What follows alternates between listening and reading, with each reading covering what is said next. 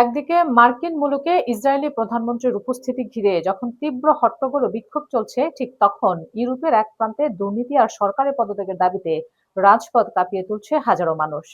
কেন এমন নজিরবিহীন পরিস্থিতির সৃষ্টি হলো এবং এর পেছনে আসল রহস্য কি, এ নিয়ে বিস্তারিত থাকছে প্রতিবেদনে।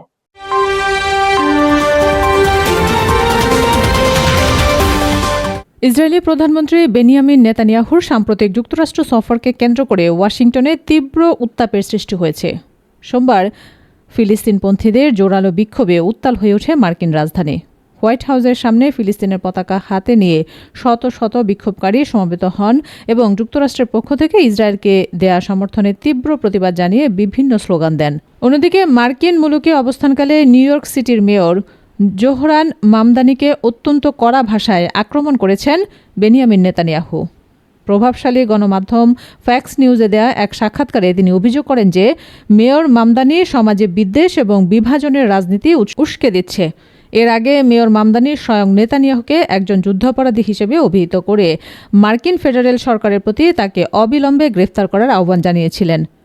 অবশ্য তিনি নিজেই স্বীকার করেছেন যে নিউ ইয়র্কের মেয়র হিসেবে আন্তর্জাতিক অপরাধ আদালতের কোনো গ্রেফতারি পরোয়ানা কার্যকর করার মতো কোনো ধরনের আইনি এখতিয়ার বা ক্ষমতা তার নেই।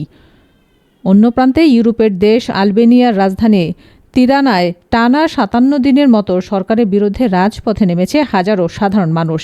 দেশের প্রধানমন্ত্রী এদি রামার পদত্যাগ দাবি করার পাশাপাশি একটি নিরপেক্ষ অন্তর্বর্তীকালীন সরকার গঠন, প্রয়োজনীয় সংবিধান সংস্কার এবং সর্বগ্রাসী দুর্নীতি বন্ধের এক দফা দাবিতে বিক্ষোভকারীরা রাজধানীর প্রধান প্রধান সড়ক অবরুদ্ধ করেন। আন্দোলনকারীদের এক পর্যায়ে আইনশৃঙ্খলা রক্ষাকারী বাহিনীর সঙ্গে বিক্ষোভকারীদের হাতাহাতি ও সংঘাতের মতো অপ্রীতিকর ঘটনা ঘটে। পরিস্থিতি নিয়ন্ত্রণে আনতে পুলিশ বেশ কয়েকজন বিক্ষোভকারীকে ঘটনাস্থল থেকে আটক করে। মার্কিন প্রেসিডেন্ট ডোনাল্ড ট্রাম্পের জামাতা জেরেড কুশানের সঙ্গে সংশ্লিষ্ট অত্যন্ত জাঁকজমকপূর্ণ একটি উপকূলীয় রিসোর্ট নির্মাণ প্রকল্পের বিরোধিতা থেকেই মূলত এই জনবিক্ষোভের সূত্রপাত হয়েছিল।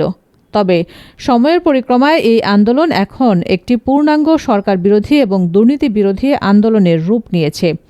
সরকারের পক্ষ থেকে দাবি করা হচ্ছে যে এই প্রকল্প বাস্তবায়িত হলে দেশের পর্যটন শিল্পে অনেক দূর এগিয়ে যাবে এবং ইউরোপীয় ইউনিয়নের সদস্য পদ লাভের দীর্ঘমেয়াদী প্রক্রিয়া আলবেনিয়ার দারুণভাবে উপকৃত হবে।